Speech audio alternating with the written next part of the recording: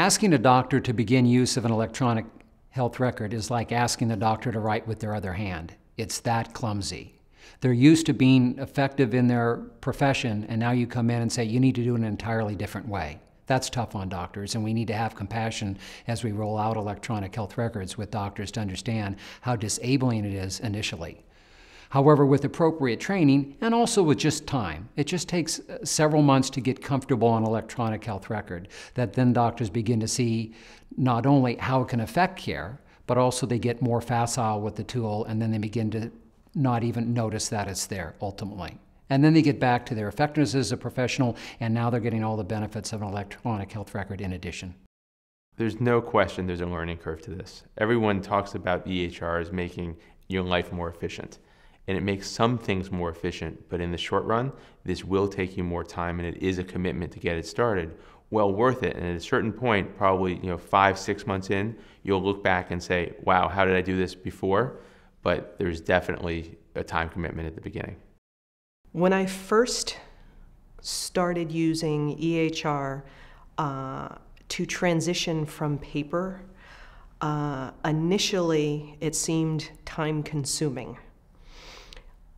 Learning the process, it's learning a new process. Once the transition occurred where we were paperless and using an electronic medical record, it actually became time-saving. And that's been a dramatic impact on electronic medical use, because now I can't see myself using the paper chart. And in fact, when there are times where a paper chart is required, that is what slows me down and is more time consuming. It may actually turn out that the individual visits take a few minutes longer. And sometimes that's what people focus on. But then after a few weeks or months, when you sit down and talk about how the practice has changed, it's very interesting how often people note that the callbacks at the end of the day, when the physician typically finished his or her day and then had 10 or 20 or maybe 30 prescription refills to deal with, or callbacks to patients that have had questions about new prescriptions or lab tests that have been ordered, have all gone away, because they were handled during the course of the day with reminders that appeared on the screen or with electronic prescribing capabilities and so forth. And we hear that again and again from physicians, how much when their day ends electronically, it really ends. Whereas in the paper-based world, they may have finished actually seeing patients a few minutes or maybe an hour earlier, but then they had to deal with all the callbacks to the patients, to the pharmacies and so forth, and that's all gone away. I tell physicians, do pre-rounds. When you come in the morning, go into the physician lounge, log in, and walk through all your patients, see if there's any lab results back or x-rays back and things like that that you would typically do another follow-up study on. Order those before you even go on rounds.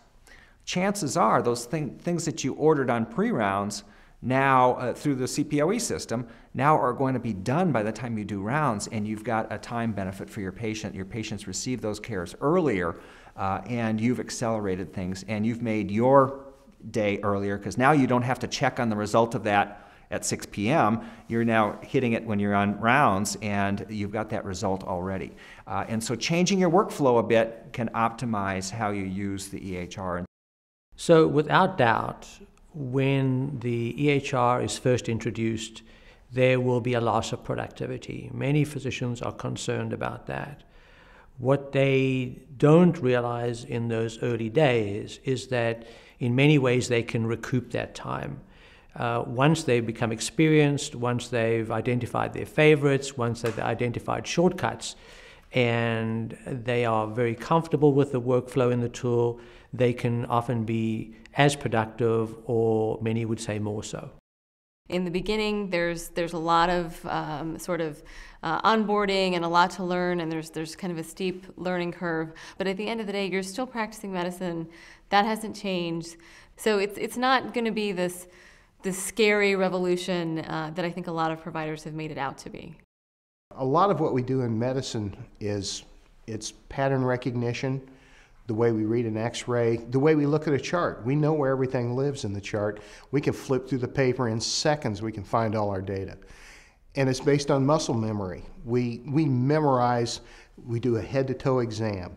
I can dictate an H&P right now that's probably not 3 words different from the last one I dictated or the one I dictated 10 years ago.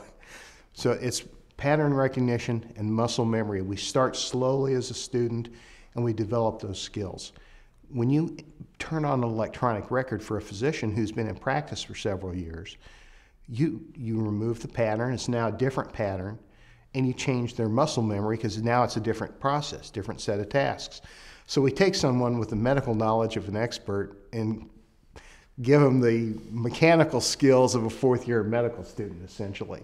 So that's what I tell docs when I train them. When you first start out, you're going to feel like an intern. You're going to know a lot medically, but you're going to feel like an intern, and you just have to slow down.